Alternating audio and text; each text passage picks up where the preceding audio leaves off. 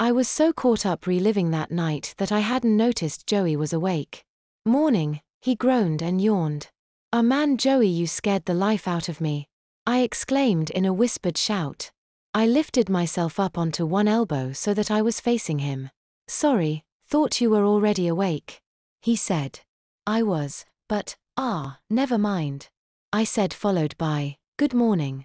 Sounds like it is still raining," he said, rubbing at his eyes. However, before I could say anything he groaned loudly and said, "Ah man," and then shouted at the top of his lungs, I leaked again. I couldn't believe he'd shouted it out like that. "Wait, but, no, why, you," I stammered, unable to form a complete thought. "What?" he said with an innocent shrug. I guess I got over the initial shock because I was finally able to speak. "Why did you scream like that?" I said, feeling betrayed. He shrugged again. "Because I need changed." "But you didn't need to scream for the entire world to hear," I said. "All right, you two," Beth said as she walked into the room. "You two aren't fighting, are you?" But before I could respond she added, "Oh my, now that's what I call a truly red face."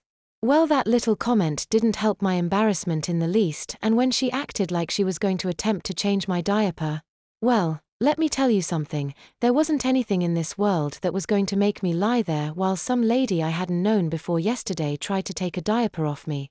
Oh no way, no how. You can be sure I wasn't standing, sitting, lying for that. I jumped to my feet with the intention of running out of that room so fast all they would see of me was a blur.